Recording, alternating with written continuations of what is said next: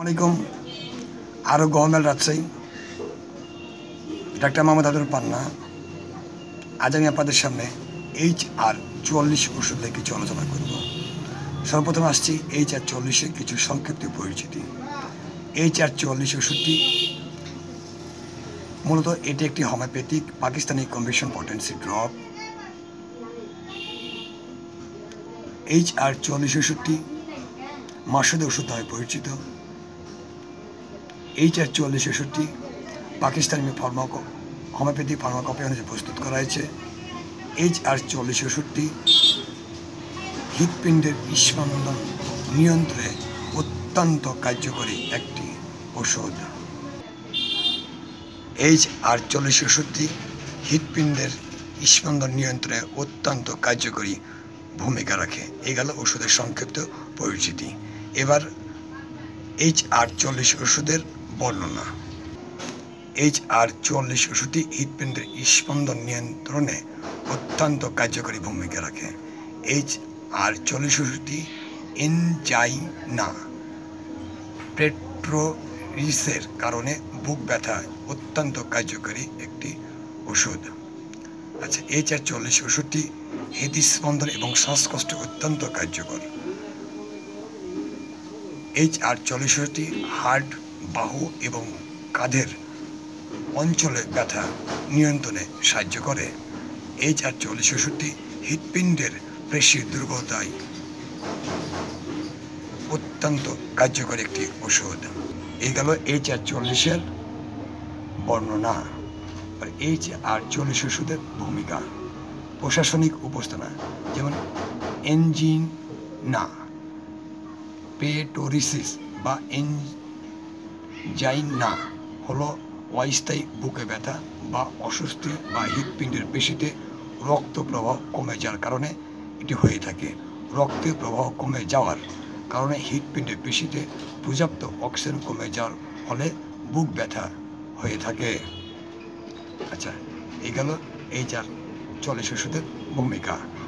HR-44 ওষুধের কারণগুলো ভাষায় তোলার চেষ্টা করছি।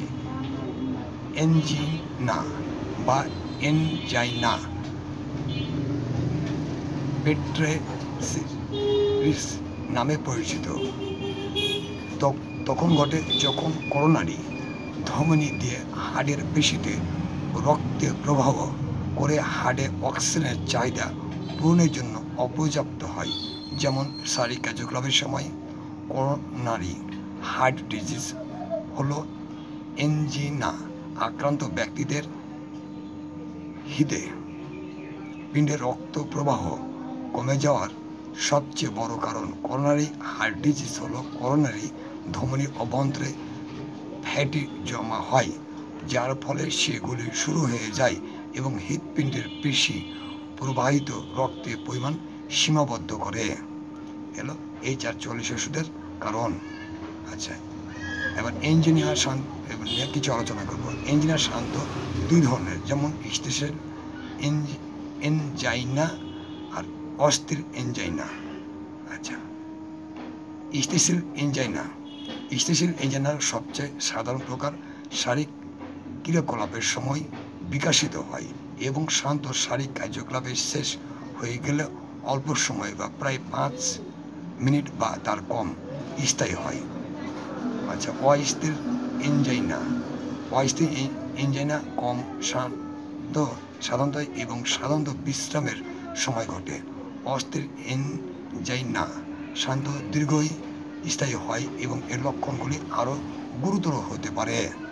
আচ্ছা, এনজিনিয়ার লক্ষণগুলির মধ্যে রয়েছে যেমন বুক ব্যথা এবং অস্থিরতা বোধ করা, বাহু, ঘাড় এবং চোয়াল, কাঁধ এবং পিঠ ব্যথা এবং অস্বস্তি বোধ করা, বদহজম বা অম্বলের মতো ব্যথা করে, শ্বাসকষ্ট এবং ক্লান্তি অনুভব করে, বমি ভাব বা বমি,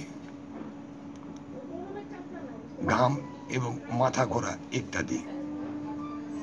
আচ্ছা, এর লক্ষণগুলির মধ্যে রয়েছে ইঙ্গিত, যেমন এনজাইনা পেট্রোরিস এবং বুকে ধরফর। প্রধান কারণ হচ্ছে আর্সেনিক, উচ্চ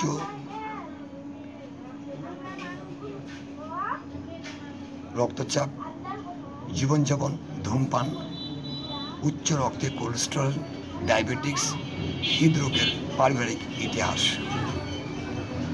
HR-40 ওষুধটি রক্ত সঞ্চালন উন্নত করে এবং হাড় এবং ধমনীকে শক্তিশালী করে তোলে। এটি মায়োকার্ডিয়াল সঞ্চালনের শক্তি বাড়ায়, করোনারি এবং পেরিফেরাল সঞ্চালন উন্নত করে। HR-40 ওষুধটি কার্ডিওভাস্কুলার সিস্টেমের সমস্ত শরীরের কার্যকারিতা উন্নত করতে সাহায্য করে। আচ্ছা, এটা হলো HR-40 মূলত হার্টের যাদের খুব দুর্বলতা কিংবা স্পন্দন করছে তাদের ক্ষেত্রে এই সমস্যাটা দেখা দেয়। এই ক্ষেত্রে তারা যদি HR-40 ওষুধটি সেবন করে তাহলে হার্টের স্পন্দন তা নিয়ন্ত্রণে রাখতে সক্ষম হবে। এটি ছোট বড় যে কোনো বয়সের লোকেরা কিংবা মেয়েরা খেতে পারবেন।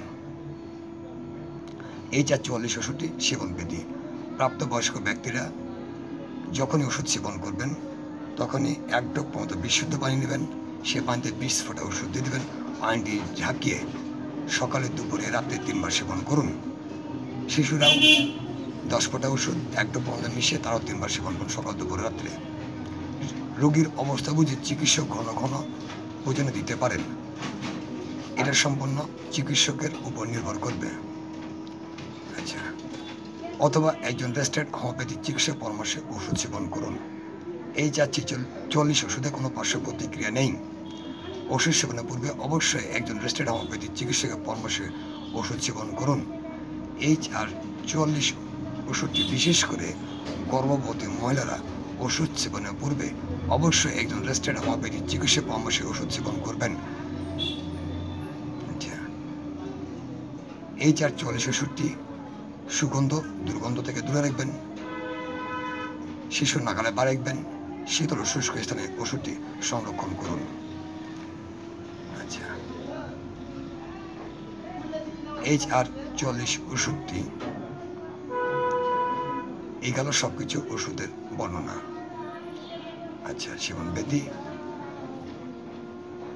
আচ্ছা, একটা কথা বলে রাখি যাওয়ার আগে, যেসব মহিলারা বন্ধা বহু চিকিৎসা নিয়েছেন দেশে এবং দেশের বাইরে, সুফল পাননি, এক পর্যায়ে আশা ছেড়ে দিয়েছেন যে বাচ্চার হবে না, আমি তাদেরকে বলছি আশা ছাড়েন না, আল্লাহকে ভরসা রাখুন, আরোগ্য মহিলা চিকিৎসা নিন, অবশ্যই এটি সম্ভব। এটা পুরুষ বন্ধাও ক্ষেত্রে প্রযোজ্য। অনেক সময় পুরুষের স্বীকৃত হবে, বাচ্চা হয় না, তাদের জন্য ভালো চিকিৎসা ব্যবস্থা রয়েছে। যাবার আগে বলতে চাচ্ছি যে আমার চ্যানেলটি কে কোন জেলা থেকে দেখছেন লাইক কমেন্ট করে জানিয়ে দেবেন। যারা এখনও সাবস্ক্রাইব করেননি তাদেরকে আমি এই চ্যানেলটি সাবস্ক্রাইব করার জন্য অনুরোধ করছি। আলোচনা আজকে এখানে শেষ করছি। সবাই ভালো থাকবেন। আসসালামু আলাইকুম।